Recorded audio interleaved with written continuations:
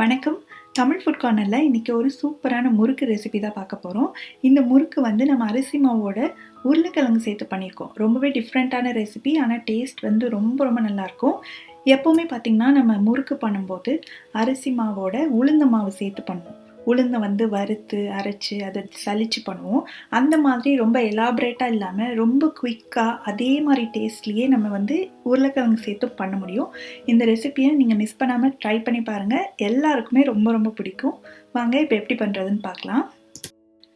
இந்த முறுக்கு பண்ணுறதுக்கு நம்ம உருளைக்கிழங்கு ஃபஸ்ட்டு வேக வச்சுக்கணும். இந்த குக்கரில் வந்து நான் ஒரு 2 மீடியம் சைஸ் உருளைக்கிழங்கு எடுத்திருக்கேன். இது கிட்டத்தட்ட 200 கிராம் பக்கம் இருக்கும்.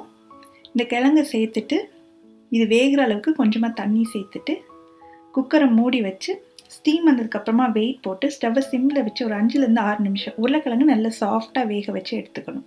இப்போ ஒரு 6 நிமிஷம் ஆயிடுச்சு. திறந்து பார்க்கலாம். கிழங்கு வெந்திருக்கான்னு பார்ப்போம்.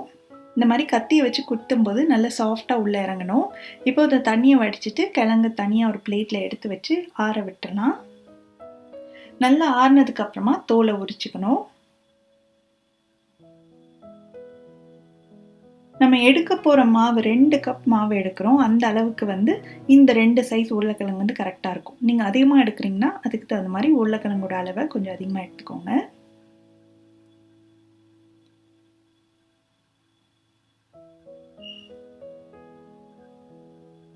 நம்ம உருளைக்கிழங்கு வேக வச்சு ரெடியாக வச்சுருந்தோம்னா முறுக்கு செய்கிறதுக்கு ரொம்ப நேரம் ஆகாது. நம்ம வேக வச்சு வச்சுருக்க உருளைக்கிழங்கு இந்த மாதிரி மசிச்சு ஒரு மிக்ஸி ஜாரில் சேர்த்துக்கலாம். இது கூடவே ஒரு 1.5லேருந்து 2 டேபிள் ஸ்பூன் அளவுக்கு வெண்ணெய் அதை சேர்த்துட்டு கொஞ்சமாக ஒரு 1/4 கப் மட்டும் தண்ணி சேர்த்து இதை நல்லா நைஸாக அரைச்சி எடுத்துகிட்டு வந்துடலாம். பார்த்திங்கன்னா நல்ல மையாக அரைச்சாச்சு. இதை தனியாக வச்சுட்டு நம்ம முறுக்குக்கு மாவு ரெடி பண்ணிடலாம். நான் வந்து அரிசி மாவு கடையில் வாங்கின இடியாப்பம் மாவு தான் சேர்க்குறேன். நீங்கள் வீட்டிலே பதப்படுத்தின அரிசி மாவு இருந்தாலும் நீங்கள் சேர்த்துக்கலாம். இந்த அரிசி மாவு வந்து பார்த்திங்கன்னா நல்ல இந்த மாதிரி நைஸாக இருக்கணும். கொரன்னு இருந்ததுன்னா அதை யூஸ் பண்ணாதீங்க. நைஸாக இருக்கிற மாவை வாங்கி யூஸ் பண்ணுங்கள். இது வந்து ஒரு 2 கப் போல் சேர்த்துக்கலாம். இதுக்கு ஒரு 1 டீஸ்பூன் அளவுக்கு சீரகம், கூடவே உங்களுக்கு எள் வேணும்னாலும் நீங்கள் சேர்த்துக்கோங்க.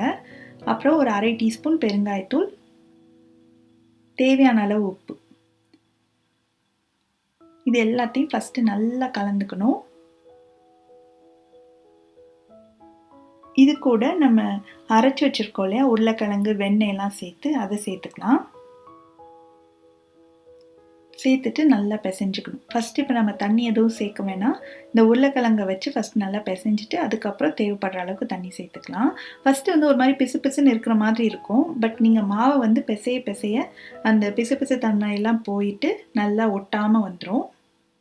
கொஞ்சமாக மட்டும் இப்போ தண்ணி சேர்த்து நம்ம நல்லா பிசைஞ்சுக்கலாம்.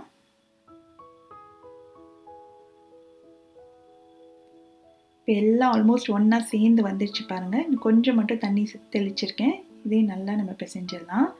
மாவெல்லாம் பாருங்கள் இப்போ ஒட்டாமல் வந்துடுச்சு சூப்பராக. இந்த அளவுக்கு நல்லா சாஃப்டாக இருக்கணும். இப்போ நான் இதை வந்து தேன்குழல் அச்சில் தான் பிழிய போகிறேன். இந்த தேன்குழல் அச்சில் பார்த்திங்கன்னா 5 ஓட்டை இருக்கும். இந்த மாதிரி மெல்லிஸாக இருக்கும் கொஞ்சம். இப்போ கையில் கொஞ்சம் எண்ணெய் தடவிட்டு நம்ம ரெடி பண்ணி வச்சுருக்க மாவுலேருந்து கொஞ்சமாக எடுத்து இந்த முறுக்கு உலக்கில் நம்ம வச்சிடலாம்.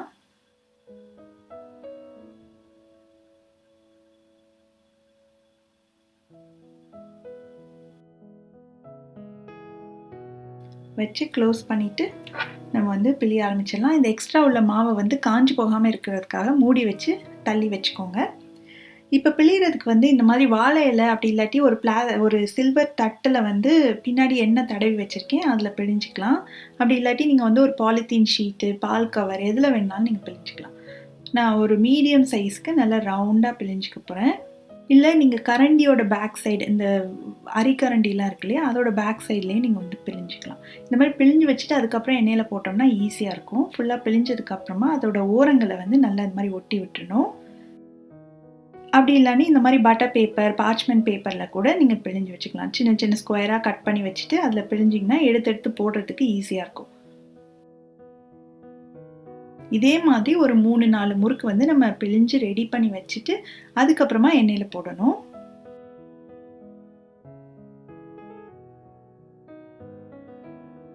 இப்போ முறுக்கெல்லாம் ரெடியாக இருக்குது.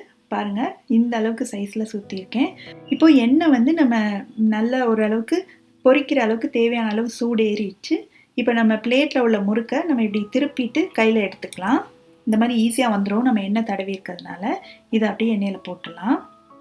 அதே மாதிரி தான் இந்த மாதிரி பட்டர் பேப்பரில் போட்டிருக்கதையும் இந்த மாதிரி ஈஸியாக எடுக்க வந்துடும்.